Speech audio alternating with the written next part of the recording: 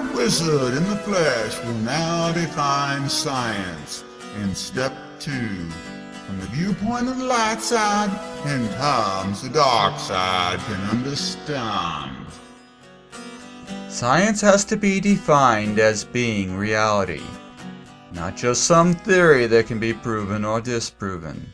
So in reality, I will define the science of gravity in terms of reality. And reality is what happens at the subatomic level. And at the subatomic level, we can all agree that we see God's particle. It is a tri-state object that has 3 definable states. The first is the light or matter state. The second is the dark or antimatter state. And the third is null or empty space. Every object in the universe contains null space. The human body is said to be 99.999% empty space. The same can be said about any object in the universe at the subatomic level. So what is empty space?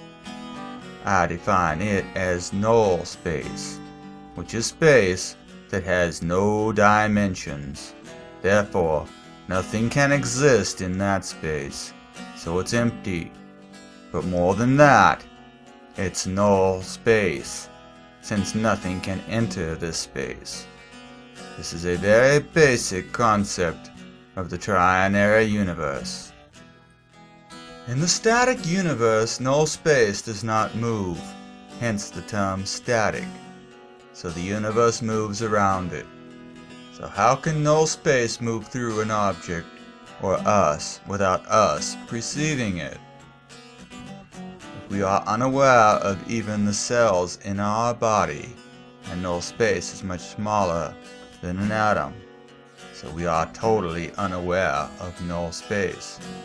Even though we can see it, or at least we can see where it's not, since it's physically impossible to see null space. So like the light, we cannot see, but know it's there.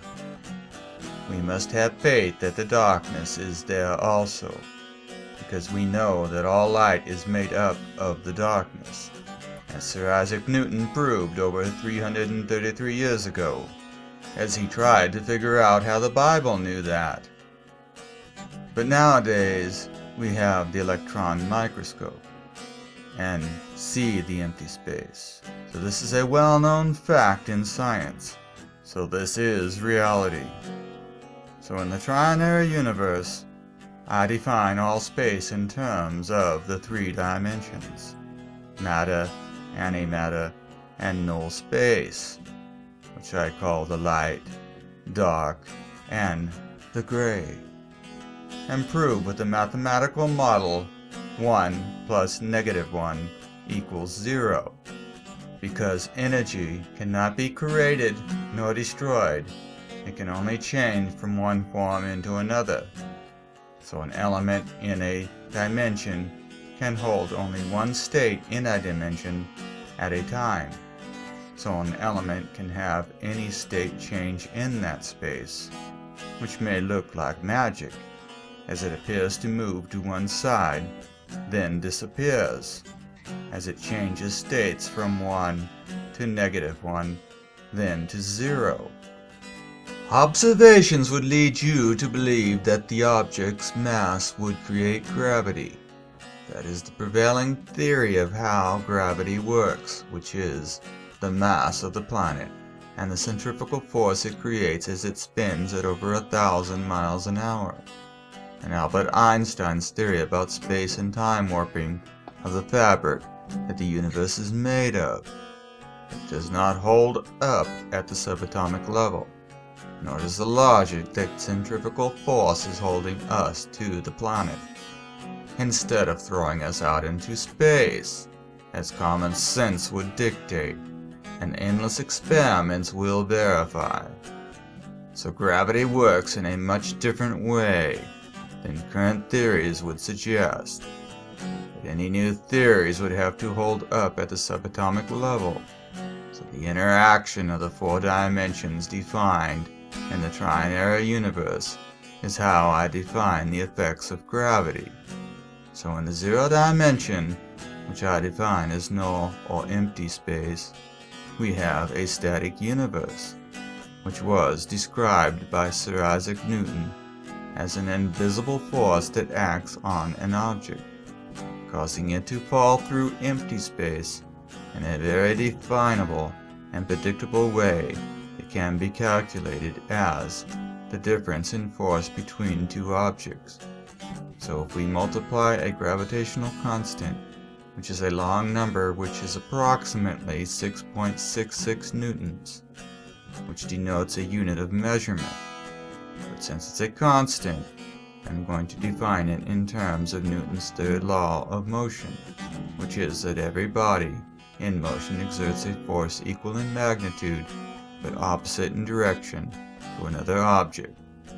So the constant g is redefined as 1 and -1. So its actual value does not matter since it's a constant, and multiplying it by 1 and -1 will not change it. So we multiply that by the mass of one object multiplied by the mass of a second object, divided by the distance between the center of those objects. So at rest we have 1 plus -1 equals 0, which is the trinary universe's constant for balance, but also has a much deeper meaning. Since 0 is the zero dimension, it only means that the object is at rest relative from where it's at, but not to be confused with Albert Einstein's theory of relativity, which only applies because it's based on Sir Isaac Newton's work. So now let's see what we observe at the subatomic level. We tend to view our weight as a measurement of our mass, but in reality it's just the gravitational difference between the scale and the objects on either side of the scale. So it's a reference that will change depending on what planet we are on. In this example, that is us and the Earth. And if you stood on a scale in outer space, you would fully understand that concept, because we would weigh the same as a feather in outer space. And if we were to drop an object weighing the same as you and a feather in a vacuum, you would notice that they fall at the same rate, yet they do not weigh the same.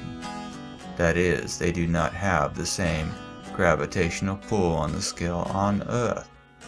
So you could not use the weight of an object to determine how fast it will fall. And let's face it, things that fall to Earth from 90 feet are not the same as objects that fall from outer space. Yet the same laws must apply for both. So when you drop a solid object and a feather from outer space, you can expect that they will both fall at the same rate until they hit the atmosphere. Then aerodynamics come into play, and there are plenty of mathematical formulas to figure that out, but none of them explain what gravity is. I define gravity in terms of a trinary engine. This is the core of every planet, sun, and galaxy in the universe. I will talk about it at length in the series Trinary Energy, but in simplest terms, a trinary engine is a sphere made of titanium, which is an element that is not in our periodic table, so most of you do not believe it exists, but it's a subatomic particle that has no protons, and it's so small that there is no container that can hold it. It would fall through the empty space in the molecular structure of all known elements in the periodic table, making it the hardest substance to collect. Yet its presence has been detected in neutrino detectors around the world, and in reality it exists in the universe in great abundance. And like all elements in the universe, they tend to clump together in the vacuum of space, and as they do, they create a mass so dense that nothing can pass through them, not even empty space. So null space is forced to flow around them, creating friction around them and dragging them through space as they form. Light will be trapped inside of them, this light is forced into a very tight space, forcing the matter and antimatter together, which you would think would just explode like a bomb. But matter and antimatter are in different dimensions, so they never come into contact with each other. It's contained in a balance bound by the mathematical formula 1 plus -1 equals 0, so it's in balance, and forces the tritanium to form a shell around it, until all the material is just containing the matter-antimatter explosion.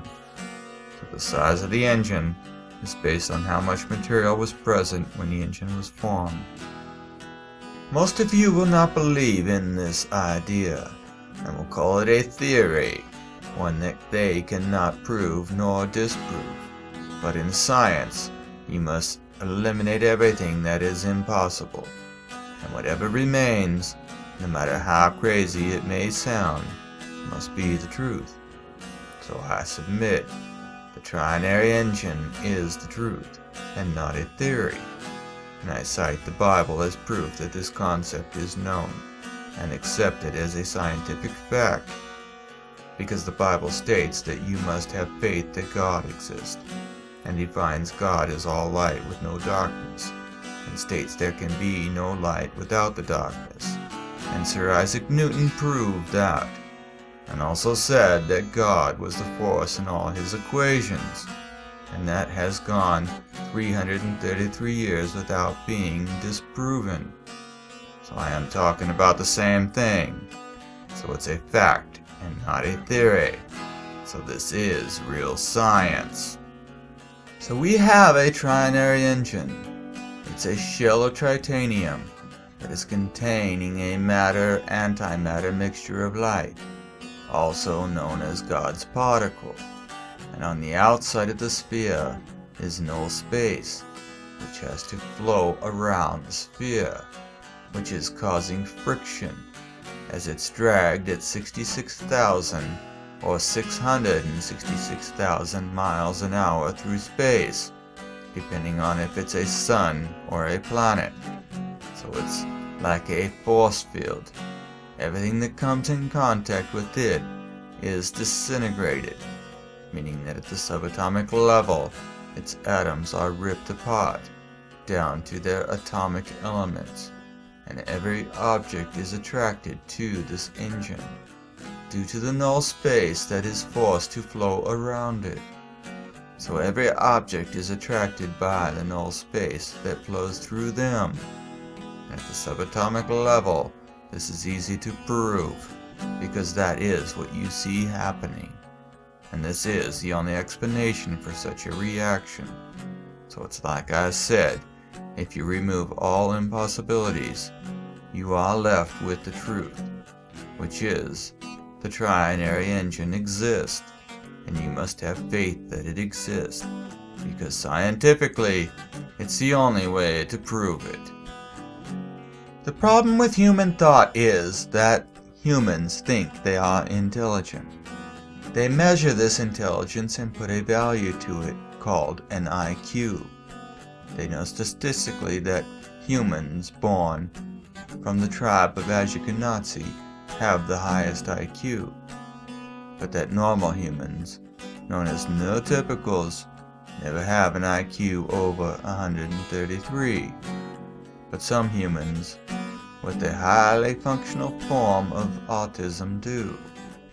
So as an Ashkenazi Aspie, I have an IQ over 180, which allows me to think in a way that I could unravel this mystery called gravity, and I teach it to you, which makes me a wizard. So you were raised to think wizards are just fairy tales, because the word reality does not apply to you. And I will not lower myself to your level to teach these concepts, because I do not like acting like you, because I am not like you, nor do I like you, because most of you are just stupid animals, because in reality, you are just female sheep.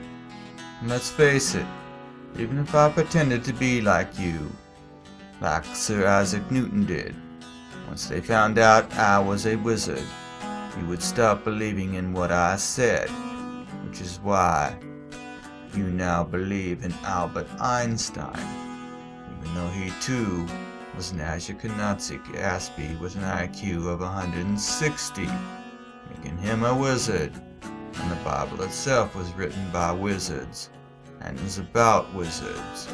But most of you will not believe the Trinary universe, because it involves the Bible as proof of this concept, and scientists do not believe in God or the Bible, only in scientific data. So I will try my best to talk about this scientific data, and just to let you know, I am not religious in any way, nor was Isaac Newton, Jesus, Allah, or God. But I do view the Bible as the truth, with the exception of the insertion of Christ in the 8th century, which Sir Isaac Newton documented over 333 years ago, and has not been disproven to this date, so that is a fact. So if you wish to believe that God created the Trinary engine, it's up to you. All I'm saying is that the Trinary engine exists. At the subatomic level, you can see God's particle at work, and the universe is proof of that. And unless you have a genius IQ level, do not try to debunk this concept with your BS or belief system. I am just stating facts about the universe. You will find no theories here. If you observe the sun, you will know that its core never changes sizes. So the idea that it's caused by nuclear fusion does not hold up at the subatomic level, because the size would change noticeably if that were true. But like the idea that centrifugal force causes gravity, nuclear fusion is just another insane idea that will never hold up to common sense, let alone scientific data. So let's not go there. What you will observe is that matter is drawn into the sun, then disintegrated and blasted back out into space, and carried by the solar wind to every planet in its system. That matter falls to the planets as micrometeorites and becomes earth or dirt on planet dirt, that is, Earth, which in turn grows in size, maybe only 1/2 inch a year, but over millions or billions of years, that is a lot. Every planet has a maximum size it can grow to. Once it exceeds that size, it goes nova, which means it rips itself apart, and all that material is pulled into the sun, which quickly gets inundated with it, and will itself in turn go nova, which means that it will blast all the material back into its system, and the process will start all over, so the system is reborn, which is what you see in the universe. There are a lot of dead systems out there, only systems that are reset and start the process all over again. As the Null Space warps around the Trinary engine, the light, which I define as Trinary energy, you call it God's particle, just to make sure we are talking about the same light. Sir Isaac Newton wrote a book on this subject, and all my work is based on what Isaac Newton said. Keep in mind that when I say Isaac Newton, I am talking about my first cousin, 5 times removed, so I'm a direct descendant of his. We have the same grandfather, Henry Weston Fletcher, who Weston, Virginia was named after.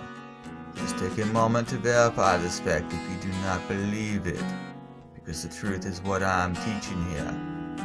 and what all scientists have learned since this time, which is all based on technology made possible by Newton's work.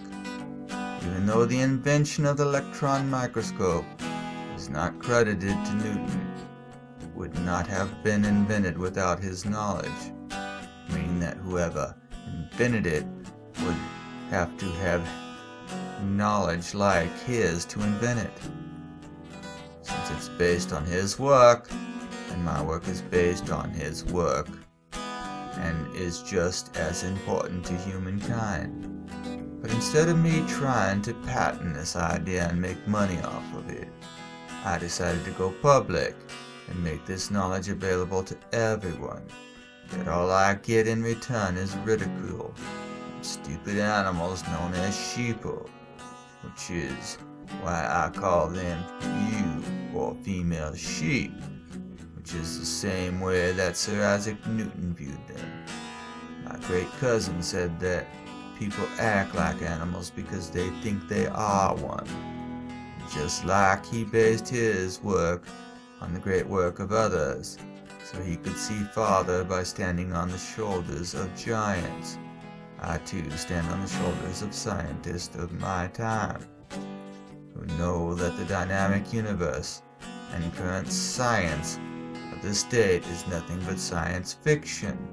So when I talk about the light in the universe, I am talking about the trinary energy. You can call it God's particle if you want, but Sir Isaac Newton called it the force in all his equations. But I normally only call it the light. And it's this light that warps around the trinary engine.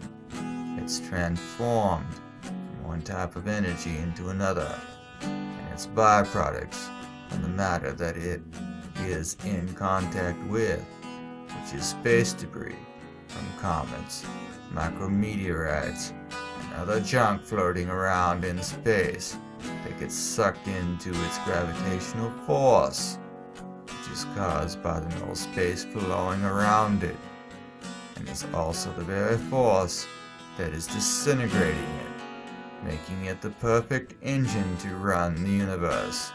So if you want to think it's a randomly formed object, like dirt clumping together, making planets that have a metal core, a nuclear fusion core running it, in reality means nothing to you. As for me, I believe that God created it. So far, everything I have told you can be verified as facts, and therefore not theories.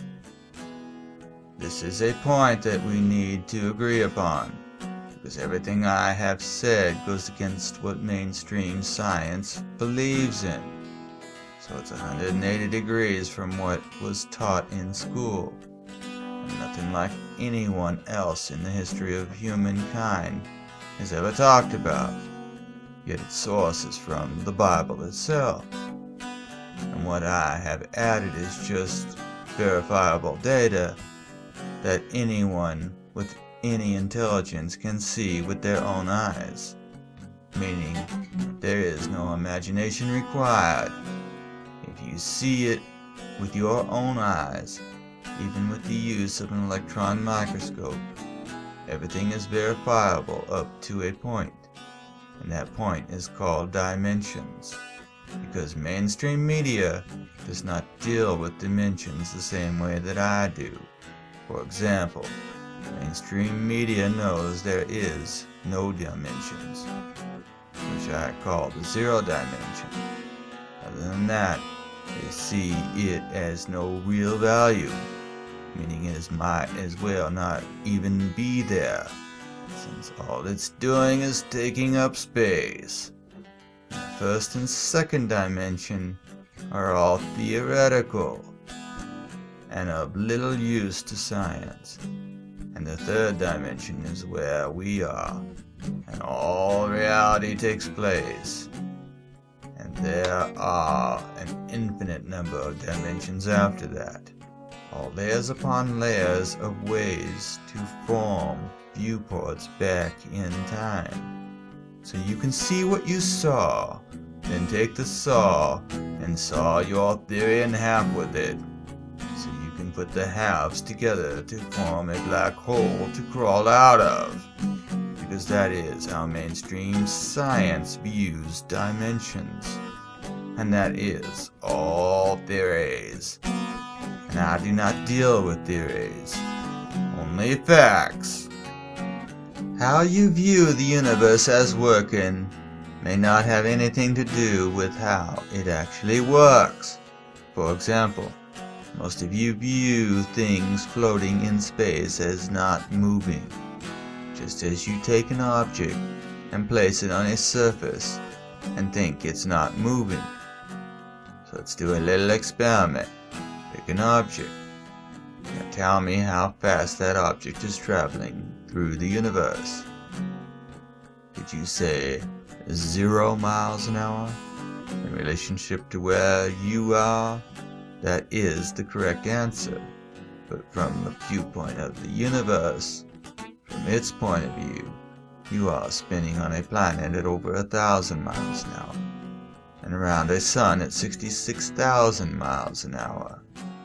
And the sun rotates around the galaxy at over 666,000 miles an hour, which is nothing compared to how fast light can travel through the universe, because null space never moves, meaning that the universe moves around it, and not in any one direction, because it's in another dimension, the 0 dimension, which means that x, y, z coordinates mean nothing to it, since they do not exist in this dimension. And all energy, in the form of electrons, travel at the speed of light, so photons are just like a spark. It's held in place by the 0 dimension and dragged along its path as it moves, which is why its speed is a constant. No matter how fast you are traveling, it's because the 0 dimension is gravity. It holds the light in place. Wherever it goes, the light will follow, and it obeys the laws of physics, so it's very predictable. The first dimension and the second dimension guide it, so I call the first dimension the guiding light of destiny, or God for short. It can bend the light. It does this by changing the states of the trinary energy, or God's particle. So as it changes from one dimension into another, it goes from the first dimension to the second dimension, and at the point it bends, it switches to the 0 dimension, which holds it in place, then uses the second dimension to make a new direction. So as you can see, that this is how the universe must work, even if it is not the way you think it's working, because at the subatomic level, which is called reality, that is what is happening, and there is no other way to explain it. Mainstream science would have you believe that chaos is how the universe works. But I look out my eyes into the universe and see no chaos at all. They also see all the matter in the universe coming out of a black hole, which is a space smaller than an atom, and then define the laws of physics, whereas I see the laws of physics as absolute and unyielding. But in Albert Einstein's universe, everything is possible, which is impossible, and proves beyond a reasonable doubt that it's all science fiction. So why pass it off as real science? It's clear there is no such thing as real science or real scientist, and it's time that you decide what you want to call science, because if Albert Einstein is science, then the laws of physics means nothing, so reality means nothing, because this is all a delusion. So tell me, do you really believe in Albert Einstein's theory about time travel? Do you actually believe that time exists? In the zero dimension, or null or empty space, time cannot exist, since it's only a reference to how many cycles have passed. And a cycle can be any known movement or change in an object that can be measured, be it the springs and gears of a watch, or the atomic decay of an atom.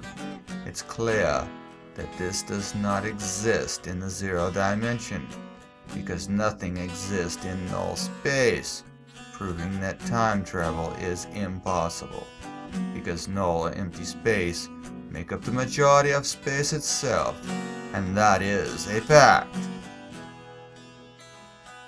The sun exposes its core to space, because it ejects all the material it takes into its gravitational field after breaking it down into usable elements. So it feeds the other planets, which grow and form layers of this collected space debris. The centermost or first layer is molten, because it's in direct contact with a trinary engine, which is much smaller than the sun, so it does not have enough power to eject the material back into space. So as the outermost layer cools, it forms a crust, which is what you see on the outside of any planet. But the planet rotates around the core at a very predictable speed. That is because the planet is stable. It gets its stability from the layers. The second layer is solid. Its material is so dense and hard that no drill could drill through it. So most scientists think this is the planet's core. But there are vents through these solid plates that allow fresh material to be injected into the molten stream of the first layer, and it ejects processed material known as rock that is taken to the surface of the planet through volcanic vents, while some of the material known as oil is vented into a layer that protects the surface or outer layer from layer shifts from the planet, because the planet is continually growing and rearranging the surface of the planet, making the trinary engine a machine that builds the planet. And that makes it intelligent, because it can produce any type of gas from the material it is fed.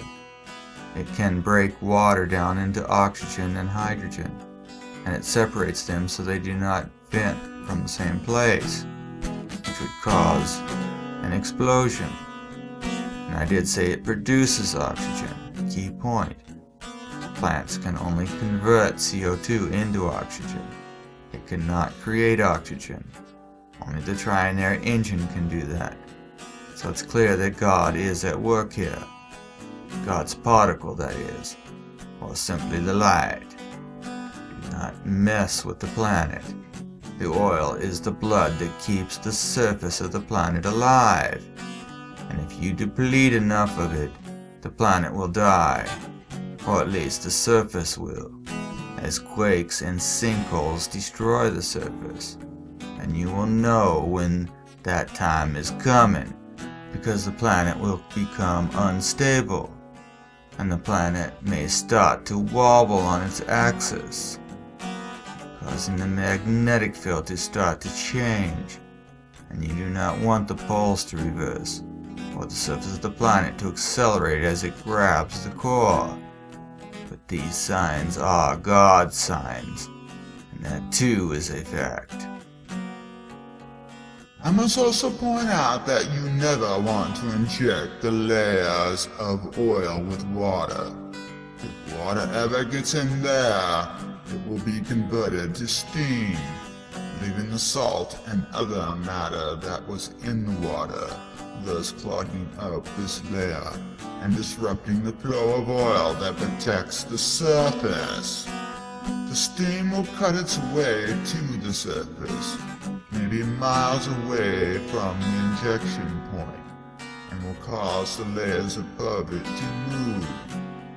And when it makes it to the surface, it can cause sinkholes.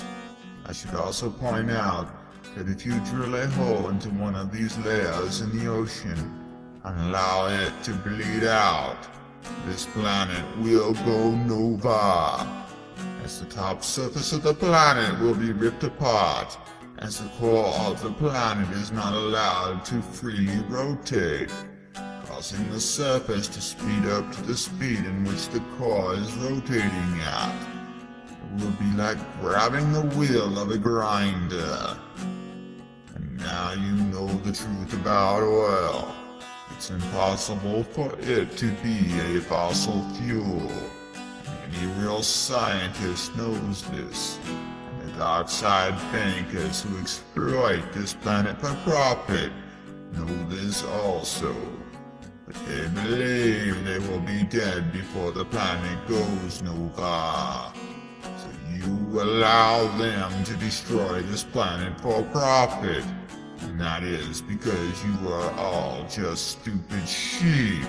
And now ask yourself, how do I know this? I am the light. I am the darkness. I am every shade of gray in between. I am the light Wizzard.